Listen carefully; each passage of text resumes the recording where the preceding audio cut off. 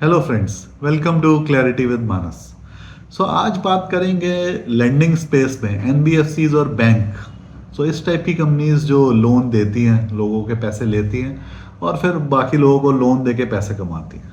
तो जो lending business होते हैं जिसमें हमारे बैंक्स भी आते हैं और बहुत सारी एनबीएफसीज भी आती हैं, उसके बारे में बात करेंगे। और स्पेसिफिकली एनबीएफसी बैंक्स के बहुत सारे टर्म्स उसमें होते हैं जो आप कभी भी किसी एनालिस्ट की बात सुनेंगे या कभी उस कंपनी के बारे में रिसर्च करना चाहेंगे तो आपको इतने सारे टर्म्स मिलेंगे एनबीएफसी के बारे में ना, कि आप उन सारे टर्म्स के बारे में सोच के कंफ्यूज हो जाएंगे कि इसका क्या मतलब होता है, उसका क्या मतलब होता है। तो आज मैं कोशिश करूंगा कि एनबीएफसी बैंक का बिजनेस मॉडल पहले थोड़ा सिंपली बता दूं और उसके बाद जो मेजर टर्म्स होते हैं इसके बिजनेस को एनालाइज करने के लिए ब्रॉड लेवल पे वो क्या होते हैं, उनका मतलब क्या होता है, उसको मैं बहुत ही सिंपल लैंग्वेज में आपको बता पाऊँ। और अगर लास्ट तक आप ये वीडियो देखेंगे तो आई एम श्योर कि आप इन टर्म्स के बारे में क्लियरली समझ पाएंगे और कैसे आप अगली अगर किसी एनबीएफसी या बैंकिंग कंपनी को एनालाइज करते हैं तो आप काफ़ी अच्छे से कर पाएंगे। तो देखिए, बिजनेस मॉडल तो बैंक या एनबीएफसी का बहुत ही सिंपल है। अगर सिंपल बैंक्स की पहले बात करें तो बैंक्स रिटेल कस्टमर, मेरे और आप जैसे कस्टमर से पैसे लेते हैं अपने सेविंग अकाउंट्स में, एफडी अकाउंट्स में या करंट अकाउंट में, या बड़े बड़े इंडस्ट्रियलिस्ट कंपनीज के भी ले सकते हैं। और फिर उसी पैसे को लोन करते हैं किसी और लोगों को, हो सकता है मेरे आपके और मेरे जैसे रिटेलर्स को ही करें या किसी कंपनी को करें, किसी फैक्ट्री को करें। तो बेसिकली लोगों के पैसे लेना और फिर डिस्ट्रीब्यूट करना उसी पैसों को लोन के फॉर्म में दूसरे लोगों को। और जो पैसे वो लेते हैं उसमें जितना वो इंटरेस्ट देते हैं और जो वो लोन्स देते हैं उसमें वो जो इंटरेस्ट लोगों से लेते हैं वो थोड़ा सा ज़्यादा होता है। तो दोनों इंटरेस्ट के बीच का जो डिफरेंस है वही बैंक का कमाने का मौका है। और बाकी इन सब चीज़ों को मेंटेन करने के जो पैसे हैं उसमें से माइनस करके जो इंटरेस्ट का गैप है उसमें से वो अपने एक्सपेंसेस माइनस कर दे तो वही उसका प्रॉफिट है। तो देखिए, बिजनेस मॉडल बहुत सिंपल सा है। और ये एक बैंक, आप देखिए, एक ट्रस्ट का बिजनेस है। क्योंकि अगर जितने लोगों ने बैंक को पैसे दे रखे हैं अगर वो सबके सब बैंक से पैसा वापस लेने आ जाए किसी एक दिन में, तो ऑब्वियसली उसके पास है नहीं इतने सारे पैसे, क्योंकि उसने वो पैसे आगे किसी और को लोन में दिए हुए हैं। अगर वो सारे ही पैसे अपने पास रखेगा तो पैसे कमाएगा कैसे। तो ये सारा का सारा जो बिजनेस है बैंक का, ये एक बहुत ही बड़ा ट्रस्ट का बिजनेस है। और इसमें आरबीआई इंडिया में एक एज अ रेगुलेटरी कंपनी है, एज अ रेगुलेटरी अथॉरिटी है जो different ratios, different working condition bank से कंट्रोल करती है ताकि मेरा और आपका पैसा डूबे नहीं। और एनबीएफसीज भी मोरलेस बैंक्स की तरह ही हैं, बस इतना फर्क है कि एनबीएफसीज को कई बार रिटेल कंपनीज का डायरेक्टली सेविंग अकाउंट्स में पैसा लेने का अलाउड नहीं होता है। तो एनबीएफसीज या तो बैंक से ही पैसा लेती हैं और उसको आगे लोन देती हैं कुछ ऐसे लोगों को जिनको बैंक्स डायरेक्टली लोन नहीं देते, या फिर कई बार वो कुछ अपने बॉन्ड्स निकालती हैं और उसके थ्रू पैसे लेती हैं कंपनीज से, डिबेंचर्स निकालती हैं, लॉन्ग टर्म बॉन्ड्स निकालती हैं जो कुछ कंपनीज को भी बेच सकते हैं, कुछ रिटेल इन्वेस्टर्स को भी बेच सकते हैं और डिफरेंट लोगों को बेच सकते हैं। तो यही बहुत सिंपल तरीके से बिजनेस मॉडल है एनबीएफसी या बैंक्स का। तो एनबीएफसी और बैंक को एनालाइज करने के लिए सबसे पहला जो आपको पॉइंट देखना है वो है कि उनकी एसेट क्वालिटी कैसी है। तो बेसिकली जो उन्होंने लोन्स दिए हैं वो किस क्वालिटी के हैं, क्या वो खराब तो नहीं हो रहे। तो उसमें एक पहला टर्म आता है ग्रॉस एनपीए। ग्रॉस एनपीए का मतलब होता है कि जितने लोन्स बैंक ने दिए हैं उसमें से कितने एनपीए बन गए टोटल लोन्स। एनपीए मतलब होता है नॉन परफॉर्मिंग एसेट। और आरबीआई की एक जनरल गाइडलाइन है कि अगर कोई आपने लोन दिया है और उसके अगेंस्ट ईएमआई आ रही है, तो अगर 3 महीने तक कंटिन्यूसली ईएमआई नहीं आती है उसके बाद उस लोन को एनपीए डिक्लेयर करना होता है। तो ये बैंक्स को हमेशा मॉनिटर करना होता है। अगर 3 महीने तक कंटिन्यूसली किसी लोन की ईएमआई नहीं आई है तो उसको ईएमआई एनपीए डिक्लेयर करना होता है। और पहले महीने दूसरे महीने तक ना आए तो बैंक्स फॉलो करके ट्राई करते हैं कि ईएमआई फिर से आना शुरू हो जाए। बट अगर 3 महीने तक नहीं आती तो उसको एनपीए डिक्लेयर करना होता है। तो जी एनपीए, ग्रॉस एनपीए का मतलब है कि टोटल जो आपके लोन्स आपने दिए हैं उसमें से कितने एनपीए बन चुके हैं टोटल, उसको बोलते हैं ग्रॉस।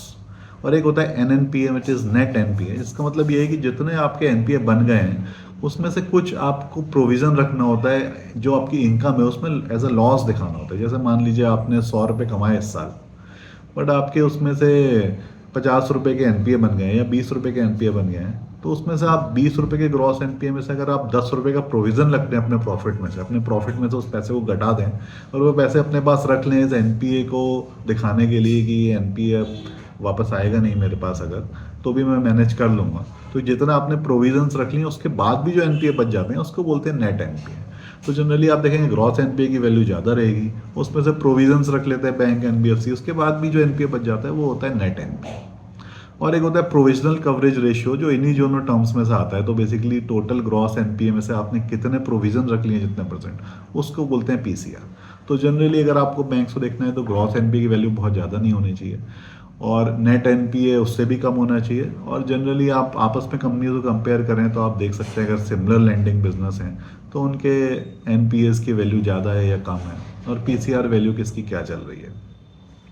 और इसमें एक होता है लोन राइट ऑफ। देखिए, loan right of is different from keeping provision. अगर आपने प्रोविजन रख लिया तो उसके बाद वो आपकी बुक में एज अ ग्रॉस एनपीए नहीं आएगा, एज अ नेट एनपीए नहीं आएगा, बट फिर भी वो लोन आपकी बुक पे दिखेगा प्रोविजन रखने के बाद। लोन राइट ऑफ का मतलब ये होता है कि आपने जो भी उसका प्रोविज़न रखे हुए आपको काफ़ी टाइम हो गया है, और अब आपको लगता है कि वो लोन आने के चांसेस बहुत कम है, तो आप उसको राइट ऑफ करके बैलेंस शीट से ही हटा देते हो। तो अगर आपका एनपीए है तो एटलीस्ट वो लोन आपकी बैलेंस शीट में दिखता रहता है कि टोटल आपने जितने, मान लीजिए 1,000 करोड़ के लोन दिए हैं, और उसमें से कुछ करोड़ अगर एनपीए हुए हैं तो वो एनपीए वाले लोन्स आपकी बुक पे दिखते रहते हैं। बट राइट ऑफ का मतलब ये होता है कि वो आपने लोन आपकी बुक से हटा दिया है, और वो आपकी लोन बुक में वो लोन सब दिखेंगे ही नहीं। और यहाँ पे एक इंपॉर्टेंट पॉइंट ये है कि अगर लोन राइट ऑफ कर दिया, इसका मतलब ये नहीं कि उसको वापस लेने का कोई चांस नहीं है, या बैंक ने उसको परस्यू करना छोड़ दिया है। बट जनरली परस्यू करने के चांसेस कम हो जाते हैं, या उस लोन को वापस आने के जब चांसेस कम हो जाते हैं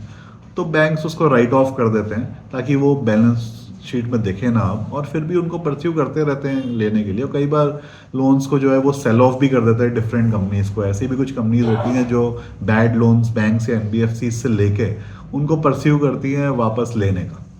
तो बेसिकली राइट ऑफ का मतलब ये है कि आपने बैलेंस शीट से हटा दिया। जब तक एनपीएज हैं वो आपकी बैलेंस शीट में दिखते हैं टोटल लोन में, बट अगर आपने अपनी बैलेंस शीट से हटा दिया तो आपका लोन बुक भी थोड़ा सा कम हो जाता है वहाँ से, और वो आपकी जीएनपी एनपी हर जगह से वो लोन्स हट जाते हैं। तो ये हो गया एसेट क्वालिटी का पॉइंट। दूसरा पॉइंट है कि बैंक्स का जो मैंने बिजनेस मॉडल बताया था एनबीएफसी या बैंक का, कि वो कमाते कैसे हैं। बेसिकली जो वो इंटरेस्ट लेते हैं, जो पैसे लेते हैं उस पर जो इंटरेस्ट देते हैं, और जो लोन्स देते हैं उस पर जो इंटरेस्ट लोगों से लेते हैं, तो इसके टर्म्स को के बीच के पैसों से ही वो पैसे कमाते हैं। तो अगर अर्निंग आपको किसी बैंक की देखनी है तो इसमें सबसे पहले आपको देखना होगा यील्ड। तो यील्ड का मतलब है कि जो लोन्स हमने दिए हैं उस पे कितना परसेंटेज हम कमा रहे हैं on average, what is the earning on the total loans given. तो हो सकता है बैंक्स डिफरेंट लोन्स दे, कोई होम लोन दे 7% पे, पर्सनल लोन दे 11% पे, कोई कार लोन दे 9-10% पे, क्रेडिट कार्ड का लोन हो 18% पे। तो इन सब का एवरेज मिला के जो उसकी अर्निंग होती है लोन बुक से as a percentage of the loan book, average earning कितनी है वो होता है यील्ड। तो अगर कुछ एवरेज 7%, 8%, 9% कुछ भी निकल के आ सकता है। अगर कोई एनबीएफसीज है जो ज़्यादा रिस्की लोन लेती है तो उसका यील्ड ज़्यादा हो सकता है।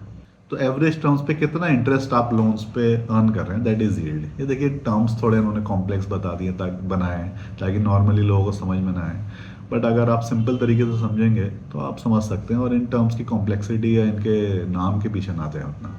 ऐसे ही नेक्स्ट टर्म है cost of funds. Cost of fund simply ये है कि ऑन एवरेज कितना इंटरेस्ट आप उन पैसों पे दे रहे हैं जो आपने लिया है लोगों से। क्योंकि पैसे जैसे कि अगर आप सेविंग अकाउंट्स में ले रहे हैं या फिक्स डिपॉजिट में ले रहे हैं या एनबीएफसीज दूसरे बैंक से ले रही हैं, तो जो भी आपने पैसे लोन्स लिए हैं उस पर कितना आप ऑन एवरेज इंटरेस्ट दे रहे हैं उसको बोलते हैं कॉस्ट ऑफ फंड। क्योंकि देखिए बैंक्स अपना जो पैसा होता है वो एक लगाते हैं लिमिटेड, बट मेन पैसा उनको दूसरे से लिया ही होता है। They use money as a form of raw material. उनके लिए पैसा एक रॉ मटेरियल है, दूसरों से पैसा लेते हैं और आगे पैसा देते हैं। तो कॉस्ट ऑफ फंड्स हो गया कि वो जो पैसा लिया है दूसरों से उस पर ऑन एवरेज कितना इंटरेस्ट देना है, और यील्ड हो गया कि जो पैसा आगे लोन पे दिया है उन पे ऑन एवरेज कितना उनको पैसा मिलने वाला है इंटरेस्ट के फॉर्म में। सो इसी से नेक्स्ट टर्म आ जाता है स्प्रेड। स्प्रेड होता है difference of yield and cost of fund. So जो जितना आपने ऑन एवरेज इंटरेस्ट कमाया है और जो ऑन एवरेज आपको इंटरेस्ट देना है उसके बीच के गैप को ही कहते हैं स्प्रेड। तो मतलब कई बार आपने सुना होगा बैंक का स्प्रेड इंक्रीज हो रहा है, स्प्रेड इज डिक्रीजिंग। उसका मतलब यही है कि जो बीच का डिफरेंस है वो इंक्रीज हो रहा है या डिक्रीज हो रहा है। तो अगर आप यील्ड आपका मान लीजिए 12% है और कॉस्ट ऑफ फंड 7% है, तो 5% आपका स्प्रेड हो गया दोनों के बीच का गैप। और जनरली स्प्रेड एनबीएफसीज का ज़्यादा होता है, बैंक्स का कम होता है, क्योंकि बैंक्स जो हैं कम रेट पे इंटरेस्ट देती हैं और कम रेट ऑफ इंटरेस्ट देती भी हैं जो उनके सेविंग अकाउंट्स होते हैं। एक और टर्म यहीं से आता है NII, which is net interest income, जो कि है कि आप कितना इनकम कमा रहे हैं फ्रॉम डूइंग दिस लोनिंग। सो कितना आपने, it is net interest income is form of is told in the form of rupees की टोटल मिलियंस ऑफ रुपीज़ में या करोड़ ऑफ रुपीज़ में कितना आपने ये जो यील्ड और जो कॉस्ट ऑफ फंड के डिफरेंस है आपने कितना as a net interest income कमाए। तो एनआईआई एक इंपॉर्टेंट फैक्टर है देखने के लिए, क्योंकि जो भी मेनली बैंक की इनकम हो रही है वो एनआईआई से ही हो रही है। कई बार और अदर इनकम भी होती है, कुछ आपने कमीशन लिया या कुछ आपने किसी का लाइफ इंश्योरेंस बेच दिया उसका कुछ कमीशन ले लिया, वो इनकम अलग होती है। But NII is the main core income of a bank of NBFC, कि जो इंटरेस्ट आपने पैसा लिया और जिस इंटरेस्ट पे दिया है उसके बीच का जो डिफरेंस है, उससे आपने जो पैसा कमाया उसको बोलते हैं एनआईआई। और एनआईएम होता है नेट इंटरेस्ट मार्जिन। ये जो इनकम आपने कमाई है अगर इसी को ही आप टोटल एसेट के परसेंटेज के फॉर्म में देखें तो हो जाता है नेट इंटरेस्ट मार्जिन, अगर परसेंटेज में इस इनकम को दिखाएं।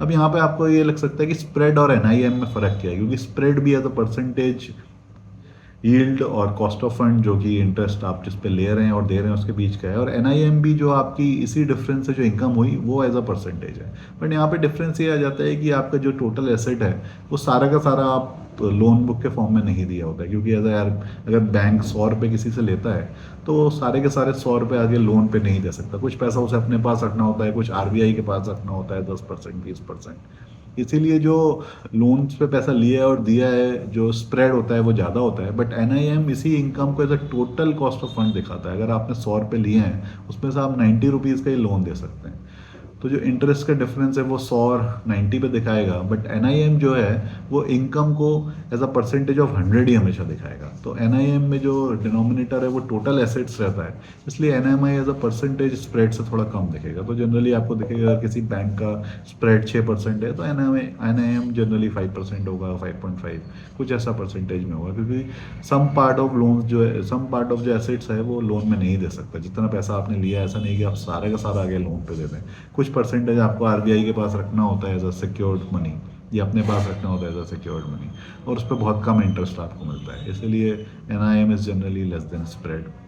इसके अलावा देखिए दो टर्म और हैं जो इस पर्टिकुलर ईयर की, जो रिसेंट पास्ट में बैंक की परफॉर्मेंसेस कैसी चल रही है उसको देखने के लिए। एक होता है स्लिपेज। स्लिपेज मीन्स होता है कि जिस क्वार्टर में या जिस साल की बात करी जा रही है उसमें फ्रेश एनपीएस कितने बने हैं। जो टोटल एनपीएस हैं वो आप जीएनपी और एनएनपीए से देख सकते हैं, बट फ्रेश एनपीएस कितने बने हैं इस पर्टिकुलर क्वार्टर में या इस पर्टिकुलर साल में, अगर पूरे साल की बात करें, वो टर्म आता है स्लिपेज से।